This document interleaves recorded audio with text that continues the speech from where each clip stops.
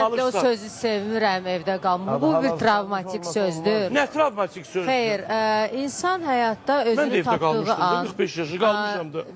Amma istədiyinizə nail oldunuz. O başqa Allah məsələ. Şarlar həyatı yaxşı sizə bilməz. göstərdi. Gəldin, yeni Mən məclisi sizə bir qarışdırdın. söz deyim. Mən evdə qalmamışam. Mən sadəcə yarımı tapmamışam. O da niyə?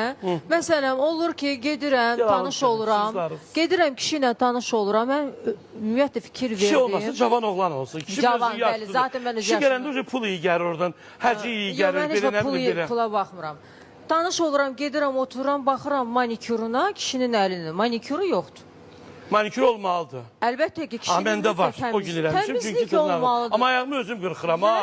Qan da olsa ayağımı özüm Veya qırxıram. inanırsınız, tanış oluram, qarnı Allah var. ayağımı özüm tuturam, şikəst zat deyirəm ki. Tanış oluram, qarnı var. Eləsi xorulduyur, ona görə tək qalıram. Yaxşı, sənin zövqündə kişi necə olmalıdır? Bir təsvir elə bizə. Mənim zövqümdə kişi o sarışın, mavi göz, bədənin presləri olmalıdır. Deyən, tapacam. Və necə deyim, baxımlı, mərhəmətli olmalıdır, xeyriyyəçi olmalıdır. Özü yeməyib, yediyini qarşındakına verən insan olmalıdır. Mən elə bir insan Pulu istəyirəm. çox olmalıdır.